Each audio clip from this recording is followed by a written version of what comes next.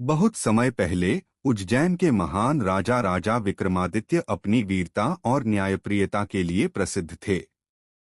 एक दिन एक तांत्रिक ने उन्हें आदेश दिया कि वे श्मशान के पेड़ से लटके हुए बेताल को पकड़कर लाएं। राजा विक्रमादित्य बिना डरे अंधेरी रात में श्मशान पहुंचे और बेताल को पकड़कर अपने कंधे पर उठा लिया। जैसे ही वे चलने लगे, बेताल हंसकर बोला, राजा, रास्ता लंबा है।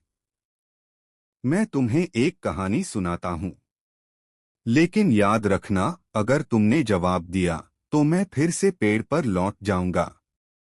राजा चुपचाप आगे बढ़ते रहे। बेताल ने कहानी शुरू की। एक नगर में एक धनी व्यापारी रहता था। उसकी एक सुंदर और बुद्धिमान बेटी थी, सुंदरी।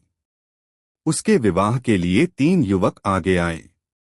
पहला युवक बहुत बहादुर था, दूसरा बहुत विद्वान था और तीसरा बहुत चतुर और कुशल था। एक दिन अचानक सुंदरी का अपहरण हो गया। तीनों युवकों ने उसे खोजने का निश्चय किया। विद्वान युवक ने अपनी विद्या से पता लगाया कि सुंदरी को एक राक्षस ने जंगल में बंदी बना रखा है। बहादुर युवक ने अपनी ताकत और साहस से राक्षस से लड़कर उसे मार गिराया। फिर चतुर युवक ने अपनी समझदारी से रास्ता ढूंढा और सुरक्षित रूप से सुंदरी को घर वापस ले आया। अब सवाल यह था कि सुंदरी का विवाह किससे होना चाहिए? बेताल ने पूछा। राजा, बताओ, इन तीनों में से असली हकदार कौन है? राजा विक्रमादित्य कुछ क्षण सोचकर बोले, सुंदरी का विवाह बहादुर युवक से होना चाहिए। बेताल ने पूछा, क्यों?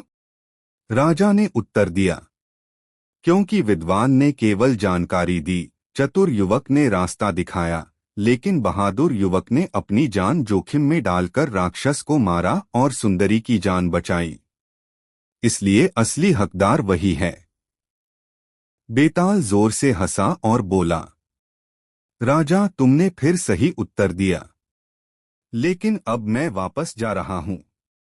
और वह फिर से उड़कर पेड़ पर लटक गया। राजा विक्रमादित्य बिना थके फिर से उसे पकड़ने के लिए चल पड़े।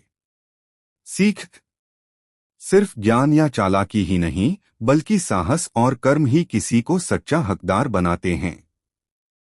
Please like, share and subscribe our YouTube channel.